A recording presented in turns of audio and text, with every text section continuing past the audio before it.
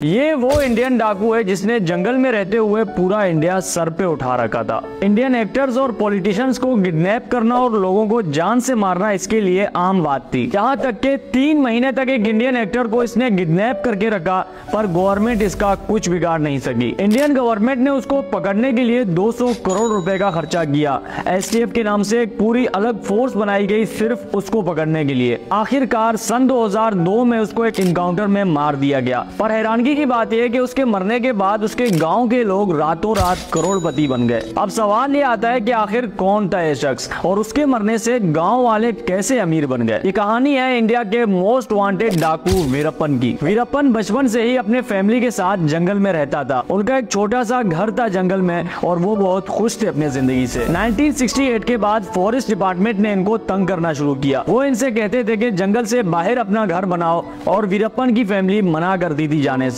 कई महीने तक ये चलता रहा। फॉरेस्ट ऑफिसर्स इनको तंग किया करते थे, इनके घर में घुसकर इनकी चीजें बाहर फेंका करते थे, पर ये फिर भी जंगल से बाहर जाने के लिए राजी नहीं थे। एक दिन वीरप्पन को गुस्सा आया और उसने अपने कुल्हाड़ी से 2 फॉरेस्ट ऑफिसर्स को जान से मार दिया और ये उसके जिंदगी का पहला कत्ल था। इस कत्ल के बाद पूरी फॉरेस्ट डिपार्टमेंट और पुलिस वीरप्पन के तलाश में थी और हर जगह इसको ढूंढा जाने लगा। वीरप्पन ने किसी तरह अपने फैमिली को गाँव भेज दिया और खुद जंगल में छुपा रहा।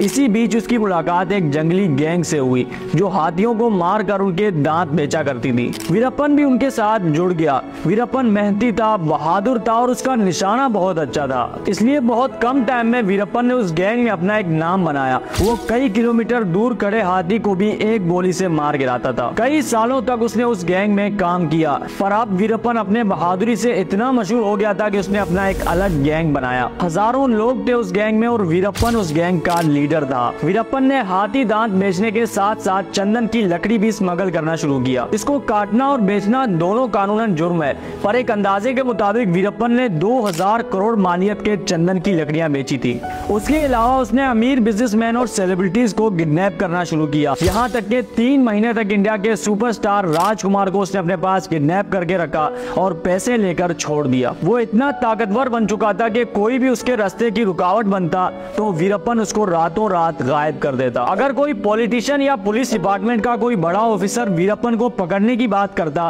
तो उसके घर पहुंचने से पहले वीरप्पन उसको मार देता या उसके बच्चों को किडनैप करके उसको डराता। इसलिए जंगल में रहते हुए उसने पूरे इंडिया में अपना एक दहशत बनाया हुआ था। बड़े बड़े पॉलिटिशियंस और पुलिस ऑफिसर्स उसके नाम से कांपते थे। पर अब गवर्नमेंट को समझ आ गया था कि अगर इसको नहीं रोका गया तो ये इंडिया के लिए एक बहुत बड़ा खतरा बन सकता है। इसलिए गवर्नमेंट ने एसटीएफ के नाम से पूरी अलग फोर्स बनाई और वीरप्पन को पकड़ने की प्लानिंग शुरू की। एसटीएफ, पुलिस और फॉरेस्ट डिपार्टमेंट को अच्छी तरह पता था कि उसको जंगल में पकड़ना नामुमकिन है, क्योंकि पहले भी बहुत बार वो कोशिश कर चुके थे और नाकाम हो गए थे। चाहे जितने भी पुलिस ऑफिसर जंगल में उसको पकड़ने जाते वो सब के सब मारे जाते। इसलिए पुलिस ने इस बार एक अलग प्लान बनाया। सबसे पहले उन्होंने वीरप्पन के गैंग के लोगों को भारी पैसे देकर अपने साथ मिलाना शुरू किया ताकि उनको वीरप्पन के हर चीज का पता चल सके, और साथ साथ वीरप्पन के जो खास लोग थे उनको उससे अलग करवाया ताकि वो कमजोर पड़ सके और पुलिस को आसानी हो उसको पकड़ने में। ये सब कुछ करने में 2 साल लग गए पुलिस को, और अब पुलिस वीरप्पन के एक एक चीज से बाखबर थी